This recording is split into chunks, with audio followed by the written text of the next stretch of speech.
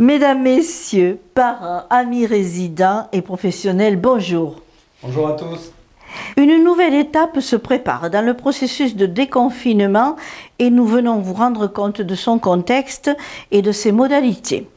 Pour guider nos décisions, nous suivons attentivement l'évolution de la situation sanitaire dans notre département et les informations communiquées par l'ARS. Cela nous permet de mettre en perspective la situation sanitaire de l'ADAPI et à ce jour, elle est rassurante. Les cas de suspicion que nous suivons concernent majoritairement le réaccueil d'externes dans les établissements. Leur nombre est très restreint. Ces cas de suspicion sont souvent liés à une prise de température qui peut être temporairement affectée par des conditions climatiques ou de transport. Tous se sont avérés négatifs. Nous pouvons donc dire qu'à ce jour, nous n'avons pas enregistré de cas de Covid-19 dans nos institutions. Notre stock actuel d'équipements de protection, en particulier les masques chirurgicaux, est satisfaisant pour répondre aux besoins. Nous sommes aujourd'hui bien dotés par nos instances ARS ou conseil départemental. Des masques en tissu réutilisables achetés par l'ADAPI prennent progressivement le relais sur les ESAT. Ils présentent toutes les garanties de conformité et de sécurité, de même que leur entretien qui sera assuré en interne selon des protocoles sanitaires stricts. Ces mesures doivent permettre, tout en restant vigilants, le retour à un fonctionnement progressivement plus normal au sein de nos établissements. Le déconfinement s'est amorcé par le retour au travail progressif des ouvriers des ESAT. Il continue jusqu'à nouvel ordre sur la base du volontariat. À terme, se posera la question de la durée de cette possibilité qui devra prendre fin dans un proche avenir, sous peine de voir réinterroger la mission même de l'ESAT, le statut des personnes et l'impact financier qui pourrait en découler. Les ESAT sont confrontés aux difficultés de réaccueil dans le respect des gestes barrières et surtout de l'espace répondant aux critères de distanciation physique. Encore une fois, ces mesures sont susceptibles d'évoluer très vite. Nous recevrons sans doute dans la semaine de nouvelles directives des autorités sanitaires. Comme toujours, depuis le début de la crise, nous essayons d'anticiper et de nous y préparer au mieux. Les accueils de jour reprennent également leurs activités. Dans les masses, par mesure de prévention, nous préconisons de limiter encore la mixité avec les internes. Cette disposition peut être assouplie dans les foyers de vie. Le week-end dernier, les retours en famille ont été également autorisés. Les premiers résidents de foyers d'hébergement ont pu en bénéficier et les retours d'expérience que nous en avons ont été très positifs. La semaine de transition a bien été mise à profit par les professionnels pour ancrer la préparation déjà initiée des résidents au respect des gestes barrières. Les familles sont sensibilisées au risque de ces sorties.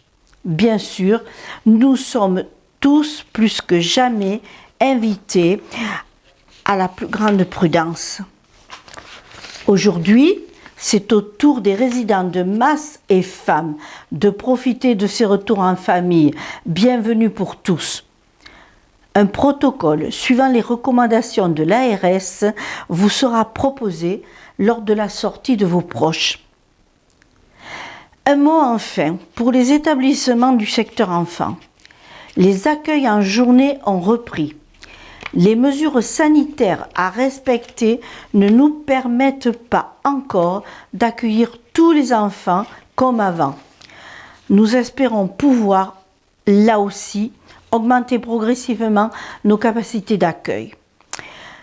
D'autre part, si des solutions de répit pourront être proposées, nous envisageons que des internats ne reprennent leur vocation éducative qu'en septembre. Parents, nous sommes conscients de vos inquiétudes face au risque de contamination, mais nous pouvons vous assurer que les dispositifs de sécurisation sont en place dans les établissements. Nous faisons preuve de beaucoup d'exigences dans le domaine de la sécurité et du respect des règles sanitaires. Les professionnels peuvent en témoigner et vous rassurer. N'hésitez pas à les interroger. Les directions et nous-mêmes sommes à votre écoute. Cette crise sanitaire ne doit pas servir de prétexte à la remise en cause du bien fondé de nos institutions et services, mais au contraire, de montrer que ces derniers ont rempli leur mission sanitaire et sociale dans une période difficile. En effet, si la reprise de ces accompagnements se fait sur la base du volontariat, la latitude actuelle autorisée par le financeur ne sera pas éternelle. La question du bénéfice qu'ont les personnes accompagnées à venir dans l'établissement va se poser et avec elle, la légitimité même de l'accompagnement réalisé pourrait être remise en cause. Prenons garde à ne pas mettre en danger, et pas seulement financièrement, ces services qui ont prouvé leur bien fondé. Ce serait nous retrouver confrontés à des situations difficiles, voire dramatiques pour certains. Nous nous sommes assez investis depuis des décennies pour construire des solutions adaptées. Ne risquons pas de les mettre à mal, voire de les voir disparaître.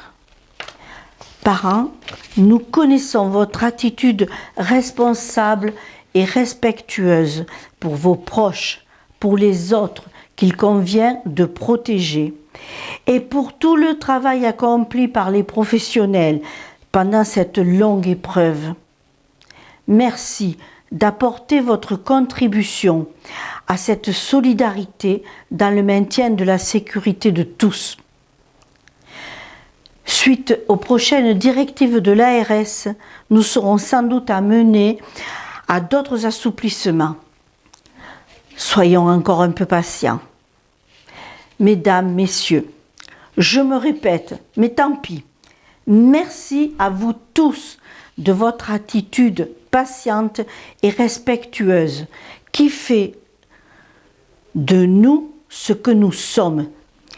Une très belle association qui sait, même dans la crise, préserver ses valeurs fondamentales, humanisme et solidarité. À très bientôt. Préservez-vous, continuez à prendre soin de vous et des vôtres. Au revoir, très bon week-end ensoleillé.